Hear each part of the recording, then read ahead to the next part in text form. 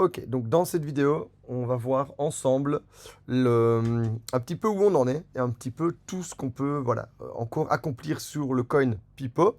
On ira voir également les autres grenouilles, donc on ira voir également Pépé, Apu, qui sont de la même famille. Et on va essayer ici dans cette vidéo de prendre un petit peu de hauteur. Je sais pour le moment on est en correction, on est dans un deep, donc ce ne sont pas des moments faciles. Beaucoup perdent un petit peu leur sang-froid. D'autres ont acheté un peu trop haut et ont du mal à supporter la correction. On ressent une tension vraiment générale dans la communauté, donc ce qui est aussi compréhensible. L'objectif de cette vidéo, c'est de vous faire prendre de la hauteur et de vous montrer un petit peu les objectifs que les professionnels voient sur le marché. Donc ici, premièrement, j'ai pris une analyse technique qui n'est pas la mienne, que je trouvais assez pertinente. Alors, on parle ici en 2015, ici 2015, 2016, 2017, d'accord, d'un cycle qui a duré plusieurs années, dans lequel on a eu droit à une très très grosse phase de hausse, ok, un très très gros bull run, et qui a entraîné, avec ce bull run du Bitcoin, la sacrée alt season. On va parler d'une alt season épique, où toutes les alts faisaient des gros multiples, et qui a vraiment rendu plusieurs personnes multimillionnaires et qui a changé clairement des vies. Ici, nous sommes, à mon sens, sur le point de revivre, non pas cette fois-ci une alt saison épique, mais une même coin saison épique. Donc en gros, pour moi, avec les ETF et tout ce qui est en train de se passer sur Bitcoin, on est sur le point justement d'avoir une vraie adoption de masse. On pourrait rentrer dans le gros bull run que tout le monde attend, où monsieur et madame tout le monde décident d'acheter des cryptos et de commencer justement à construire un portefeuille, ce qui n'était pas le cas avant.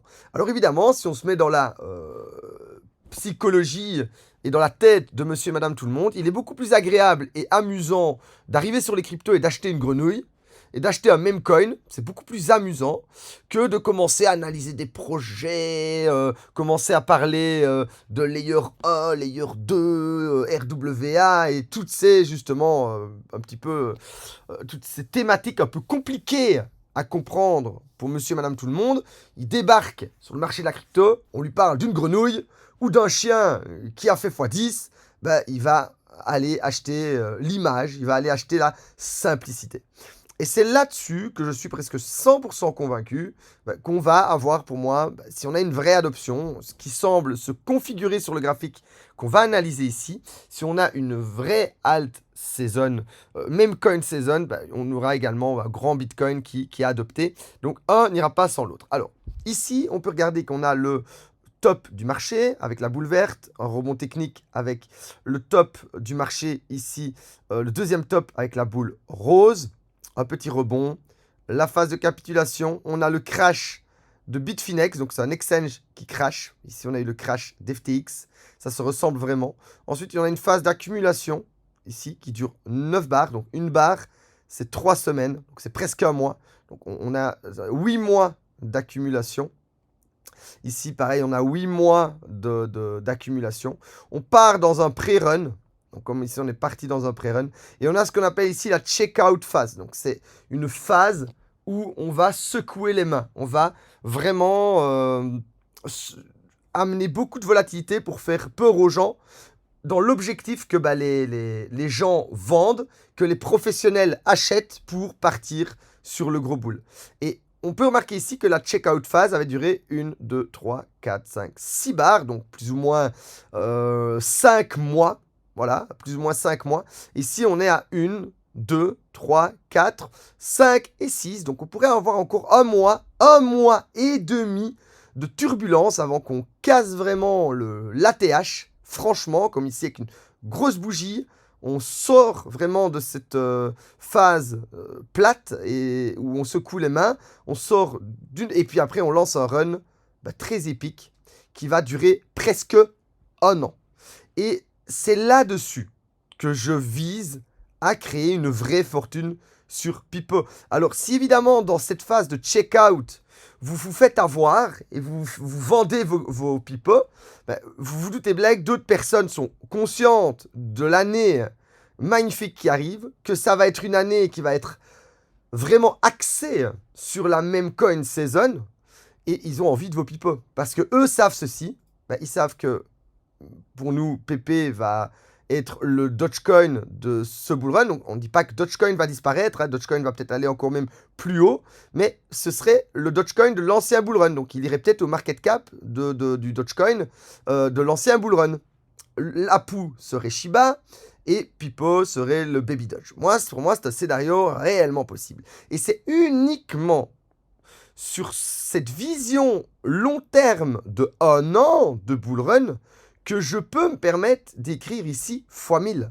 Le x1000, on va pas le faire en 1 mois. Et on va encore moins vite le faire dans la phase de checkout. Justement, dans la phase de checkout, on pourrait peut-être encore, regardez ici, il y a une sorte de support, on pourrait peut-être même redescendre encore dans les 50 000. Hein. Donc, imaginons si ici, on est sur Bitcoin. Je vais essayer de trouver un graphique vierge. Voilà, on est sur Bitcoin. Et que justement, on va refaire un genre ici, une petite revisite à 60, 61, et puis qu'on repart ici faire un genre de W, hein, pour partir ici breaker un peu plus tard. Vous voyez bien que si on corrige un peu vers là, Pipo, il va corriger aussi. Et ce ne sera pas une occasion de vendre, mais plutôt une occasion d'acheter, de terminer cette check-out phase, où on a vraiment, hop là, secoué tout le monde, pour pouvoir démarrer. Donc c'est plutôt une phase de dernière accumulation, plutôt qu'une dernière chance de sortie. Voilà, pour moi, donc les personnes, pour moi, qui vendent ici, ne savent pas prendre de la hauteur. Alors, on va ici, maintenant, donc maintenant qu'on est conscient un petit peu de ce qui nous attend, on est conscient aussi du narratif, hein, qu'on est en même coin season, que sur 1 an, le x1000 est possible. Donc, quand les gens me demandent si tu vends maintenant, non. Si je fais de l'argent en business ou que je gagne d'autres trades ailleurs, j'ai plutôt tendance à racheter un petit peu du pipeau que de le vendre. Voilà. Et je suis prêt également à corriger plus bas. Et j'aimerais bien vous montrer ici un petit peu ce qu'il y a dans les... Voilà. Donc, on va être en weekly, on va analyser en weekly. D'accord? On va se mettre en ligne pour éviter le bruit. Et là, qu'est-ce qu'on voit? On voit qu'on a eu une correction, on a eu le SA, on est sorti, et on a marqué toujours des creux plus haut, avec des corrections. Voilà. Et qu'est-ce que ces corrections nous amenaient? Elles nous amenaient dans des reload zones. Donc si je prends par exemple ici le point bas et le point haut, que je le relie, on voit qu'on vient se positionner dans la zone de rechargement weekly. Si je prends également ici le bas et le haut et que je l'allonge, j'arrive également dans ma reload zone. Et là, on a une très grosse impulsion, donc c'est possible qu'on ait une reload zone un peu plus basse, d'accord? Donc on prend le plus bas, on prend ici le plus haut, on l'étend, voilà. Et on pourrait se dire, oui, on pourrait peut-être venir dans la reload zone. Ça dépend. Si Bitcoin part, donc si maintenant notre Bitcoin ici, il décide... Je vais supprimer ça, de faire juste un petit rebond et de repartir comme ça directement, hein, il y a de fortes chances que on ait peut-être un dernier petit rebond ici, hein, et qu'on reparte de cette manière. Mais en tout cas, moi je suis conscient qu'on est sur... voilà, les gens voient la petite correction qu'on a eue ici en clôture, hein, donc les gens vont regarder la correction ici. Oui, elle fait mal, hein, sur la clôture weekly, on est sur 30% de correction. Et moi, ça ne me fait pas peur parce que je hold le pipeau depuis la boîte grise et j'ai déjà vécu dans mon hold des corrections ici de 57% et j'ai vécu aussi une correction ici, hop, qui ne m'a pas fait peur, de 50%. Donc si on prend là les 50%, hop, on les étire, on pourrait arriver justement dans une correction qui serait naturelle, d'accord, qui a déjà eu lieu. Ici, une correction de 50% où on reviendrait simplement dans la zone de rechargement. Ça n'empêcherait absolument pas de conserver un pipeau bullish avec toujours, ça n'annulerait toujours pas le scénario du fait que on donnerait des entrées plus agréables aux investisseurs. Donc voilà, dites-vous que si des gens vendent ici, c'est peut-être qu'ils ont envie de racheter plus bas se payer un petit peu, d'aller faire de l'argent sur d'autres coins, hein. Moi, par exemple, ici sur Wojak, j'ai pris un très beau trade avec cet argent-là. J'ai racheté un petit peu de Catboy sur lequel je vais multiplier. Et mes bénéfices, je vais revenir une partie, oui, je vais revenir une partie sur Pipo. Voilà, je vais revenir avec de l'argent tout propre que j'ai créé ailleurs. Je vais revenir sur Pipo. Donc vous vous doutez bien que moi, d'un point de vue égoïste, je serais ravi de voir Pipo retourner, voilà, de se diviser peut-être encore en deux, hein, donc de 60 à 400, peut-être 350, et me dire que je reviens simplement dans ma reload zone. Donc vous voyez ici, il est venu dans la reload zone de manière très propre. Alors on va regarder un petit peu le price action, justement avec les barres, et vous voyez qu'ici, oui, il va dans la reload zone en clôture, mais il descend même plus bas. Ça n'empêche pas de remonter plus haut. Donc on pourrait peut-être même avoir des mèches ainsi, et dans le bas de la reload zone. Donc c'est quelque chose, voilà, que j'ai personnellement vécu et qui ne me fait pas peur. Maintenant, là où justement je reste un peu plus confiant, pour moi je pense qu'on est quand même très bullish. Je vous donne le scénario qui justement serait pas agréable, et moi-même je vous avoue, je hold beaucoup de pipo. Et j'ai vu du top, hein, parce qu'on a quand même eu un top qui était jusque-là, mais pas en clôture, du top. On a quand même, je suis désolé, eu une très grosse correction, mais par rapport à la clôture, bah, on est simplement ici, là, tranquillement. Alors, ici, si je suis... donc, ça me ferait, voilà, pas peur, c'est chiant, parce que j'ai vu beaucoup d'argent sur mon wallet, je n'ai pas vendu, moi, personnellement, je hold, j'ai une vision sur un an, je n'ai pas vendu. Alors, je dis pas que là, vers le haut, j'ai commencé un petit peu à me payer, hein, palier par palier. À un moment, il faut commencer aussi un petit peu à se payer. Pour le moment, je n'ai toujours pas vendu ma supply, et je ne compte pas la vendre. Voilà. Donc, personnellement, moi, ici, je ne suis pas du tout craintif. Je regarde ici également Apu. Bah, je suis désolé. Donc, Apu, moi, me fait quand même beaucoup plus peur. Parce que sur Apu, on voit un rising. Vous avez un rising. Si je me mets en daily, vous le verrez mieux. On a un rising. Et un rising, c'est bearish. Donc, je ne dis pas qu'Apu s'annule. Mais Apu a également, de son top, a maintenant perdu 70%. Et pourrait peut-être même aller un petit peu creuser vers ici. Et donner justement aux gens qui ont un peu de connaissances, voilà, on prendrait justement une zone de rechargement, pardon, on prendrait, qu'est-ce que je raconte? Le Fedor. On prendrait justement un Fibonacci sur le bas ici. Voilà, vous voyez que dans la zone de rechargement, on y est aussi. Voilà, on pourrait aller, et ça n'annulerait absolument pas le projet Apu, ça n'annulerait absolument pas la même coin saison, ça donnerait justement des zones d'entrée plus intéressantes aux investisseurs. Voilà. Donc ici, sur Pipo, moi je vois plutôt des falling. Donc si je retourne sur Apu, on voit ici rising, alors que sur Pipo, on voit voilà, des downtrend falling. 1, 2. Donc regardez ici. Donc hop, on a ici un premier falling. Voilà. Et on tape. Et on a ici un deuxième falling. Et on tape. Et ici, je vois plutôt un falling, encore une fois, plus compressé. Et bon, alors ce falling pourrait peut-être, voilà, prendre cette forme, voilà, qui est justement plus ou moins de la même taille que celui-ci et celui-là. Donc une fois de plus, je ne serais pas étonné de voir le falling qui vient ici. Hop, alors on grignoterait un petit peu en dessous de cette ligne clé, hein, d'accord. Donc, je vous donne des scénarios, je ne dis pas que ça va arriver, mais je veux voilà, vous ouvrir l'esprit sur les possibilités.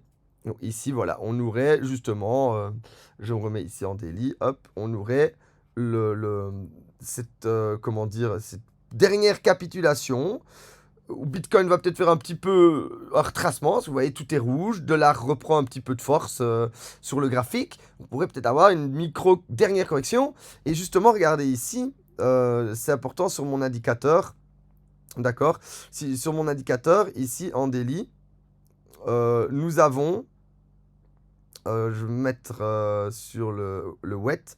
Voilà. Donc, vous voyez ici, on est dans le nuage vert. On est toujours clairement dans une tendance daily.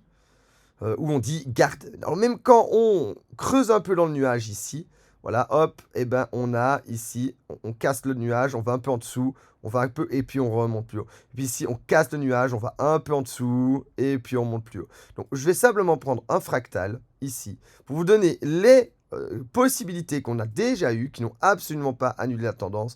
Donc, à partir d'ici, on casse le nuage, et on refait un plus haut. Donc, on pourrait casser le nuage à partir d'ici.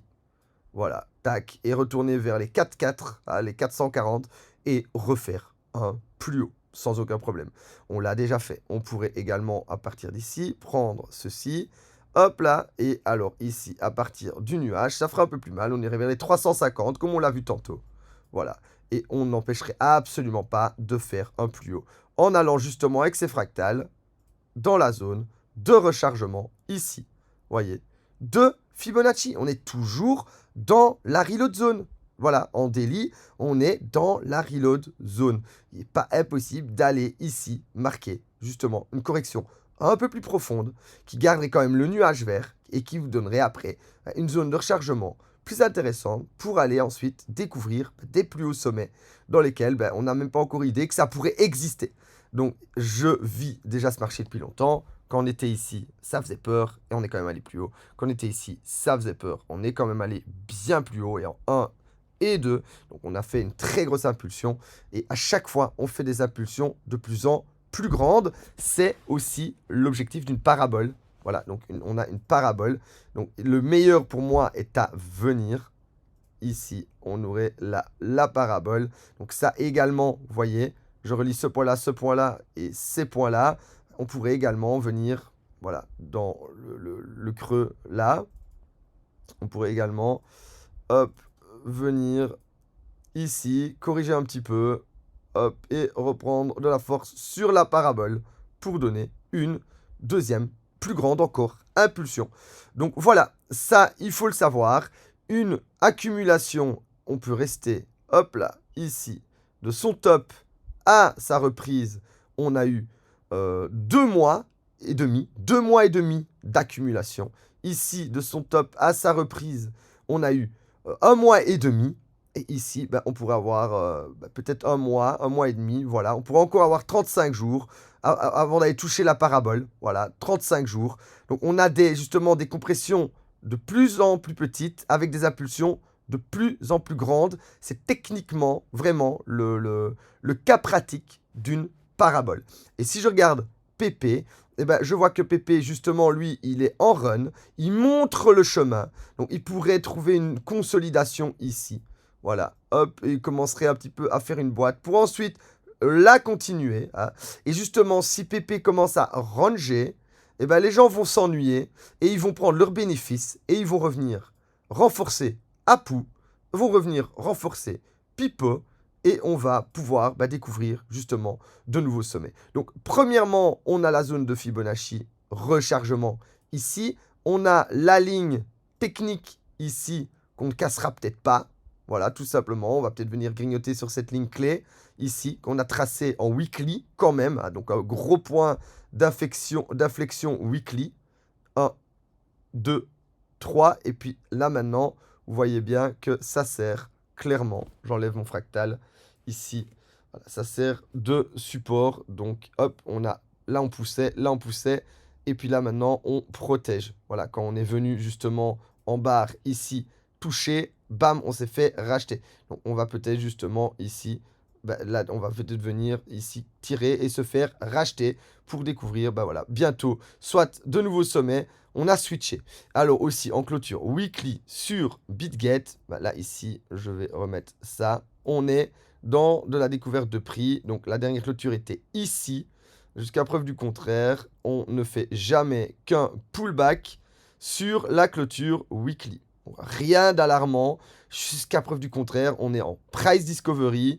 Si je me mets en ligne, vous le verrez mieux. Voilà, on a ici une nouvelle zone de découverte sur BitGet et on est clairement en train de créer une structure dans cette découverte de prix. Donc pour moi, je vois peut-être à court terme, oui, du bearish, peut-être une correction plus profonde, mais je vois sur le long terme, clairement, un magnifique bull run ici qui se propage avec une capacité de multiplication de Pipo de fois 1000, de fois 500 réel. Donc, serez-vous avec nous pour faire un fois 1000? Un fois 1000, ça se mérite. Ce n'est pas donné à tout le monde. Et maintenant, on est en train de voir avec cette phase de check-out si vous méritez simplement de profiter de ce fois 1000 ou si vous vous direz quand il l'aura fait, putain, et dire que j'étais sur Pipo. Et ça fait bien plus mal que de perdre de l'argent. Avoir été sur le projet, vous vous regarderez dans le miroir, vous regarderez vos enfants, vous regarderez votre femme, vous serez, mais avec quel... Je suis désolé, mais moi je regarde ma femme dans les yeux et je peux pas me permettre d'être un loser. Je veux réussir pour ma famille et je veux réussir pour mes amis et c'est en moi. Est-ce que vous serez encore, alors que vous avez été sur un projet ici au cœur d'un bull run, un projet fondamentalement hyper intéressant, présent dessus, et que par émotion, colère, manque de gestion d'analyse technique, vous avez vendu un coin avec autant de potentiel. Ça, c'est pas méchant ce que je dis là. C'est quel est le risque? Quel est le risque? Vous risquez quelques euros, quelques dollars, parce qu'on va perdre 50%. Donc si vous avez 10 000 dollars, hein, donc vous avez 10 000 dollars, vous risquez 5 000 parce qu'il y a une correction. Mais pour gagner 10 000 dollars même fois 100, on parle d'1 million de dollars. Vous pleurez pour 5 000 dollars, alors qu'à la clé, il y a 1 million. Vous ne voulez pas risquer 5 000 pour faire 1 million. Ben, on ne fait pas d'omelette sans casser des œufs. À un moment, il faut savoir porter ses couilles. Voilà, c'est tout. J'espère que cette vidéo vous aura plu, que je vous aurai un petit peu fait prendre de la hauteur. Calculez toujours votre risque, reward. Qu'est-ce que je risque pour qu'est-ce que je gagne? Et là, je suis désolé. Si on prend même un 50% maintenant, avec un market cap aussi petit, sur un narratif aussi fort, eh ben ça reste un risque mesuré par rapport aux rewards, aux récompenses qu'on peut en obtenir. Voilà, je vous remercie. N'hésitez pas à partager cette vidéo en masse. Restez calme dans les groupes. Ne faites pas peur aux autres personnes. Restez rationnel. Posez plutôt des questions si vous ne comprenez pas que de donner des affirmations. Soyez dans le questionnement, non pas dans l'affirmation. Quand vous manquez de connaissances ou vous perdez le contrôle, posez des questions. N'affirmez pas des bêtises. Voilà, on est toujours ensemble. On continue à construire. J'espère que cette vidéo vous aura appris plein de choses. Et on se rejoint dans une semaine, 2 semaines, je sais pas, pour une prochaine météo. Et à très vite dans la communauté.